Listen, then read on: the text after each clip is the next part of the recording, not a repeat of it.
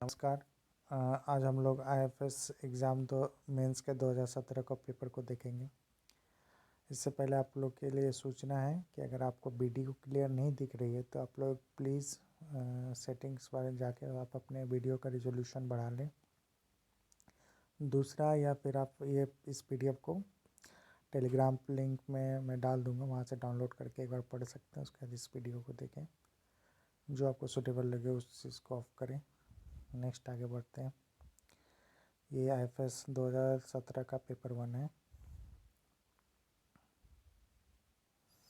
पहला, what are the climatic parameter affecting crop productivity according to which farmer follow the cropping pattern in western zone of country.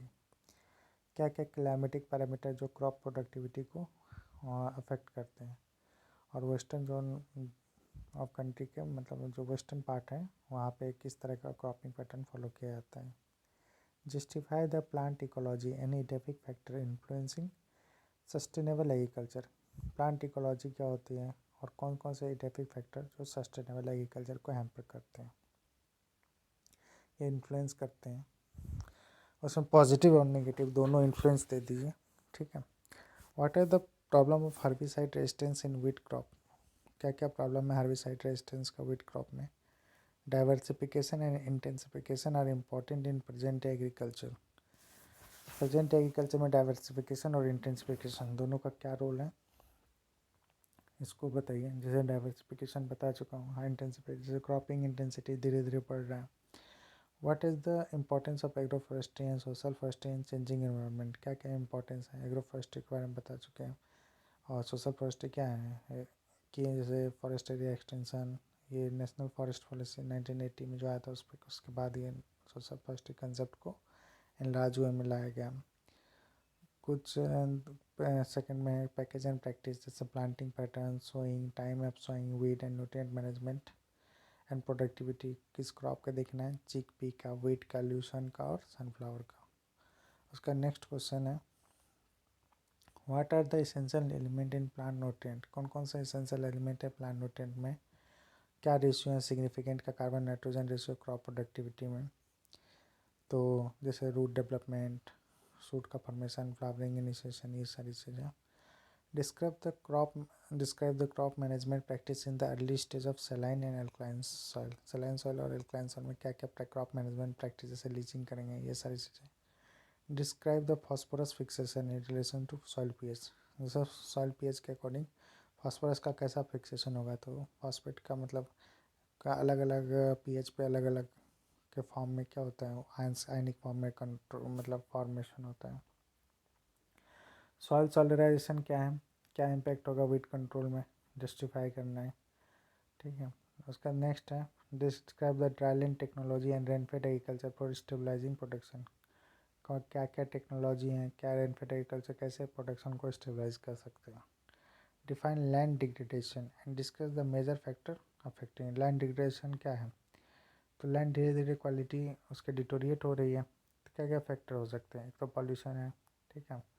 दूसरा क्या है, high temperature है। तीसरा, leaching नहीं हो पा रहा है। चौथा, हाई फर्टिलाइज़र और इंसेक्टिसाइड केमिकल ज़्यादा यूज कर रहे हैं, ये सारी चीज़ें हैं। तो उसका नेक्स्ट है, explain the need of INM integrated nutrient management in present agriculture. Present agriculture में क्या ज़रूरत है। देखिए, ग्रीन रेवोल्यूशन के बाद तो काफ़ी ज़्यादा हमारा सॉइल स्ट्रक्चर मतलब बहुत जल्दी डिटोरिएट हुआ है। तो इंटीग्रेटेड न्यूट्रिएंट मैनेजमेंट, एक तो कॉस्ट भी कम होगा, इफेक्टिवनेस, एनवायरनमेंट फ्रेंडली, ये सारी चीज़ें हैं। Environment, the agronomic measure for soil and water conservation practice and practice adopted by farmers. Soil conservation के लिए क्या करेंगे, वाटर कंजर्वेशन के लिए क्या करेंगे। नेक्स्ट है, describe the role of drip sprinkler irrigation system in increasing water use efficiency and productivity. क्या रोल है ड्रिप और स्प्रिंकलर इरिगेशन सिस्टम का increasing water use efficiency and productivity. उसका नेक्स्ट है, describe cropping system, inter cropping and relay cropping in agriculture with example, ठीक है। उसका next है, explain the current water pollution issues in agriculture with suitable remedies. Water pollution क्या क्या issue हैं, क्या क्या उसके सॉल्यूशंस हो सकते हैं। Vermi compost is important in sustainable agriculture, justify.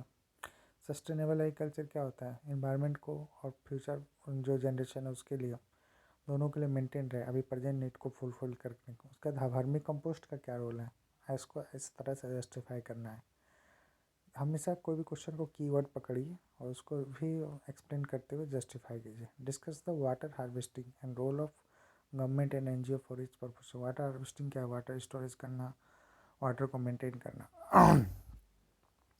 उसका नेक्स्ट है explain the short term and long term effect of agriculture mechanisation. Short term effect क्या क्या हो सकता है एग्रीकल्चर मैकेनाइजेशन का, लॉन्ग टर्म इफेक्ट क्या हो सकता है, ठीक है। उसके बाद नेक्स्ट है define farm management and explain the role of farm manager in planning intensive agriculture. Farm management क्या होता है, फार्म मैनेजर क्या रोल इंटेंसिव एग्रीकल्चर में। Explain about rural employment for woman through agriculture. Woman के through क्या rural employment generate हो सकता है एग्रीकल्चर के फील्ड में। तो एग्रीकल्चर सर्वे जो हर 5 साल में आता है, तो 2015-16 का डाटा ये बता रहा है कि फेमिनाइजेशन ऑफ वुमन हो गया है, मतलब एग्रीकल्चर का feminisation of woman in Indian agriculture, मतलब महिलाओं का ज़्यादा रोल है, ठीक है। फिर उस कंटेक्स्ट में बताना है। Price fluctuation in agriculture product have an impact on small and marginal farmer. Justify small and marginal farmer का प्राइस फ्लक्चुएशन पे, एग्रीकल्चर प्रोडक्ट के प्राइस फ्लक्चुएशन पे क्या इफेक्ट होता है, इसको जस्टिफाई कीजिए। जैसे प्राइस फ्लक्चुएशन हो जाएगा तो मान के चलिए पहले 900 रुपये या 1900 रुपये के हिसाब से राइस का एमएसपी मिल रहा था, अब 1100 के आसपास हो जाएगा। तो उसके पास तो स्टोरेज है नहीं, उसको मजबूरी में बेचना पड़ेगा, तो वो लॉस बियर नहीं कर पाएगा, क्योंकि बहुत सारे उसके मतलब लोन्स वगैरह रहते हैं, ये सारी चीज़ें हैं। इसको आप लाइन बाय लाइन लिखेंगे या प्रैक्टिस कीजिए। बाकी मैं इसके लिए जो क्लासेस वीडियो होंगे अगर मैं उसको लूँगा तो मैं बता दूँगा क्या करना है। उसका नेक्स्ट है what are the problem faced by landless agriculture labour. Landless agriculture labour क्या क्या प्रॉब्लम फेस करते हैं, आप ही सोचिए क्या क्या करते होंगे। एक तो वो लोन नहीं ले सकते, दूसरे के यहाँ मजदूरी करते हैं, उसका तीसरा क्या होता है उसका कोई राइट्स नहीं है, कभी भी निकाला जा सकता है।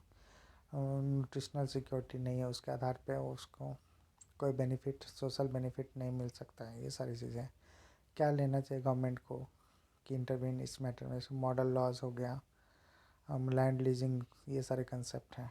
Role of KVK in transfer of technology in Roger, इसका वीडियो मैंने बता चुका हूँ, आप देख सकते हो वहाँ से। Explain management of wasteland for promoting agriculture protection. Wasteland का क्या